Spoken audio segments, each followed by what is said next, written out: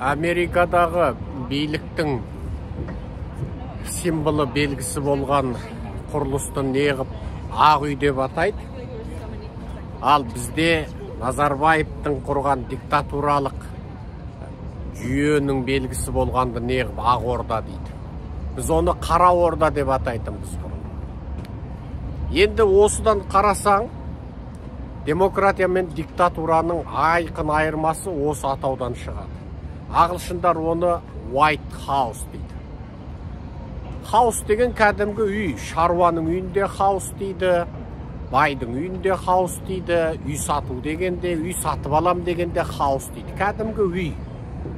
Ал оны ағылшын тілінде егер ол бір биліктің, бір орда деген сипат беретін болса, оны White Palace деп атау керек. Яғни біз айтқанда орда. Енді осыны көптеген тілдерде дұрыс аударады. Мысалы, қазақтар Ақ үй дейді, дұрыс аударады. Орыстарда Белый дом дейді, дұрыс аударады. Ал қытайлар өздеріндегі қалыптасып қалған құлдық сипатпенен олар оны Бәйгүң, Гүң деген патшаның ордасы сияқты үлкен сарайларды Гүң дейді, патшалық орда. Олар Бәйгүң деді, содан Қытайға еліктеп, Қытайдың қазақтары Ақсарай деді. Ал кеше ойлап отырсам, ол сарай емес, патшаның сарайы емес. Сарай деген сөз үлкен салтанатты соларға келеді.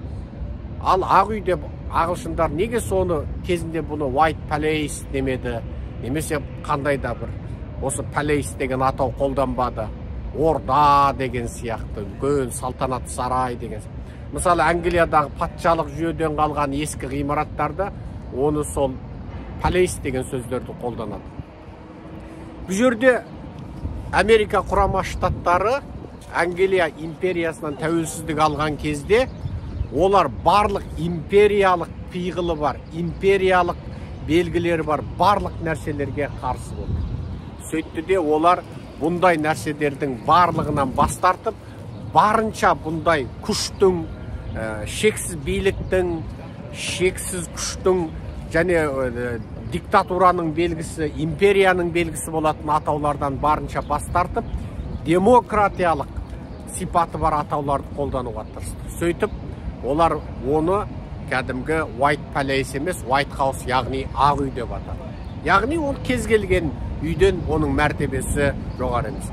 Тіпті олар сол заманда президентті қалай атау керектігі туралы. Яғни Америка ең алғаш Англиядан тәуелсіздік алған кезде жаңағы аса мәртебелі дейтін атауларды қолдануға тыйым салды. Аса мәртебелі, аса құрметті дейтін атауларды қолдануға басы бүтін тыйым салып тастады. Осының өзі Американың демократиялық ұстанымының белгісі. Бізде мысалы аса мәртебелі президент мырза, аса мәртебелі елбасы дейтін құлдық сана қалыптасып қалған. Ал осының барлығына ағылшындар сонау 3 ғасырдың алдында қарсы тұрып тастаған. Менше қазаққа да осы барлық сөзден, барлық осындай бір атаулардан ақ осы көңіл бөлу керек деп ойлаймын. Президент аса мәртебелі емес, бұдан кейін аса мәртебелі президент, аса мәртебелі елбасы дейтін атауларды қолданбаңыздар. Себебі ол өзін-өзі Құдай сезініп кетеді. Себебі ол өзін-өзі Құдай сезінбеуі мүмкін еді, егер миллиондаған адам оған құрақ ұшып, жағымпазданып, жалпақтап, барлық нәрсені соның бір шексіз құдіреті, шексіз билігі, шексіз рақыммен шешетіндей болып, оған шексіз аттар, атақтар беріп, сөйтіп оны артынан кәдімгі бас ұрып жерге, Құдайға сәжде жасағандай сәжде қылып, оны аса мәртебелі деп сөйтпегенде, мүмкін ол да өзінің жай пенде екенін ұмытпас еді. Сондықтан бұл жерде қазақтарға керегі осы билікке, мансапқа, президенттік, суперпрезиденттік осы жүйеге қарсы тұрудың жалғыз жолы, сен әрбір қазақ өзіңді менің мына президенттен еш жерім кем емес деп түсіну керексің. Өз жүрегіңде мен мына мемлекет, мына отан, мына халыққа мен жауаптымын, менің құқым бар. деп сен түсіну керексің бірінші кезекте. Сосын мынау қалың бір нәрсе болса, мынау президентке өтініш айту, өкіметке өтініш айту, сөйтіп оларға жаңағы бір арыз жазу, халықты ең соңында солардың алдына бір тізерлетіп, солардан жалындырып, жалбарындырып қоятын барлық қарекеттер, оның барлық қате. Қазаққа керегі қазір тепсініп тұрып теңдік сұрау. Қазаққа жетіспейтін де сол. Сөйтіп, әр қазақ бұлай болу керек, бұлай істеу керек деу керек. Жаңа президентке жалбарынып, аса құрметті президент мырза, аса мәртебелі елбасы деп өстіген сөзді қою керекпіз. Міне ең қарапайымы Америка, атам заманда Англия деген, Ұлыбритания деген империядан құтылған кезінде өздерінің ең жоғарғы билігінің символы болған, белгісі болған биліктің ордасын Ақ Орда деп атаған жоқ. Болмаса, ол Англияның сарайынан оның бір жері кем болып тұрған жоқ. Мәселе, олар демократиялық ұстаным ұстады. Вашингтонның өзіне сіз мемлекетті құрған бірінші президентсіз, сіз тұңғыш президентсіз, сіз қалағаныңызша отырыңыз деген адамдар болғанда, ата заңды мен жасадым, мен бұзсам қалай болады деп. Екі-ақ мәрте президент болды. Оның өзінде де сайлаумен. Өз бетінше отырған жоқ. Бір рет отырды, 4 жыл. Халық қайта сайлады, 4 жыл болды, тағынан кетті.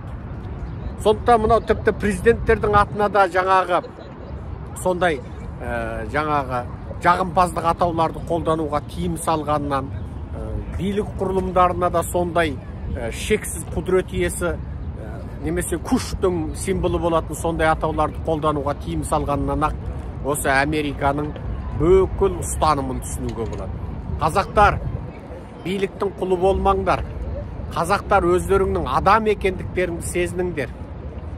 Мынау Совет одағы фильтрлеп КГБ, НКВД-ның әбден фильтрінен өткен әкелеріне дейін Советтің коммунисті болып қазақты езумен айналысқан, екі қолы қазақтың қанына малынған мынау қанішерлер, мынау Назарбаев 30 жыл бойы әбден фильтрден өткізіп, тәрбиелеп, екшеп, ылғап, ең сорлы, ең арсыз, ең ұятсыз, ең ұры, ең қары, қарақшы, тонаушы, жаңағы иманнан, ардан, ұяттан, жаңағы жұрдай, ең сұмырай қазақтарды екшеп отырып билікке алып келді Назарбаев.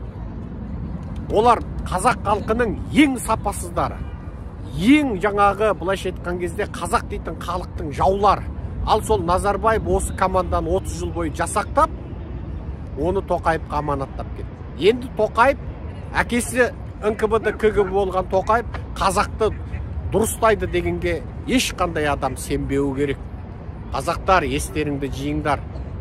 Сендерге тап-таза демократиялық, батыстық, ашық сайлау болатын, әр адам өзінің қолындағы билет арқылы тіке сайлауға қатысатын сондай бір демократиялы жүйе орнатпайынша, өздеріңіз орнатпайынша ешқашан бақытты өмір сүрмейсіздер. Сосын қазақтар, әрбір осы сөзімді естіген қазақ, ешқашан үміт күтпеңіздер біреулерден. Біреу келіп батыстан сіздерге, шетелден біреу келіп, Еуропаға келіп, не Еуропа одағы, НАТО келіп, немесе қандайда бір оппозицияның лидерлері келіп сіздерге жақсы өмірді орнатып, ой, қазақтар тұрыңдар, сыртқа шығып, беттеріңді жуып келіп, міне жақсы өмір бар екен, осы жақсы өмірді сүре қойыңдар деп айтады деп қиялдамаңдар.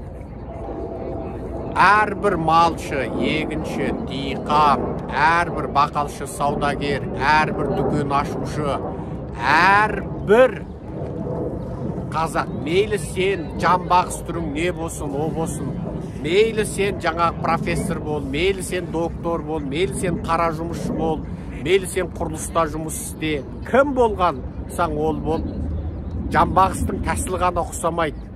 Бәріміз қазақпыз, бәріміз құқымыз бірдей, және мына ұлттың алдында, мемлекеттің алдында бәріміздің құқымыз бірдей деп ойлаған кезде ғана, және қарекетке келген кезде ғана мына мемлекеттен үміт бар.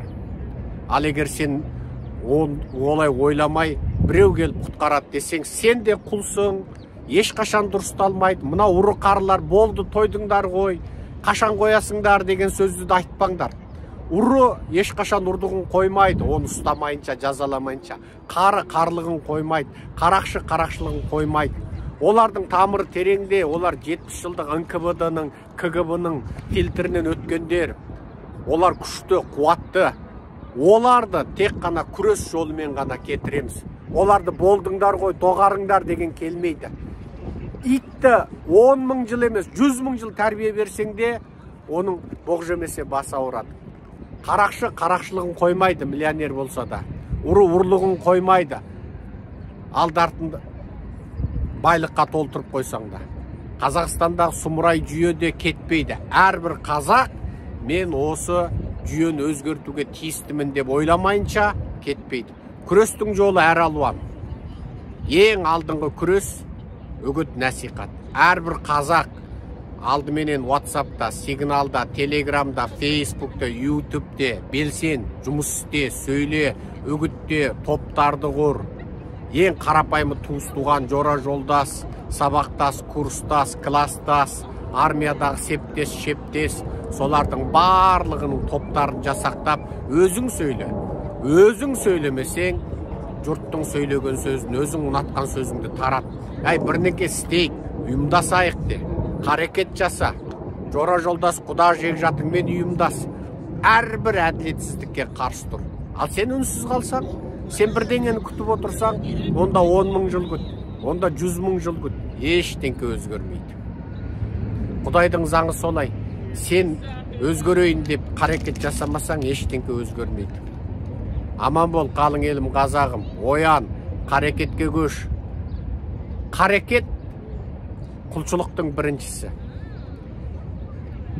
Егер қарекет жасамай құр дұға жасасаң, ол ешқашан қабыл болмайды. Ал қарекеттен бұрын дұғаңды жаса, дұғаңа қосып қарекетіңді жаса. Дұға 3-ші категорияда. Біріншісі қарекет. Құдайдың жіберген елшісінің өзі түнімен дұғасын жасады, құлшылығын жасап Құдайға жалбарынды, бірақ қарекетінде жасады. Сондықтан мынау тек дұғада болайық дейтіндер, олар жауапкершіліктен қашқақтағандар, олар мынау реал өмірден шындықтан бетін бұрғандар, олар мына мәселені шешпей өздеріне жеңіл болатынды таңдағандар. Дұға жаса, жасама демейміз, жаса, бірақ қарекет жаса. Қарекетсіз жасаған дұға дұрыс емес.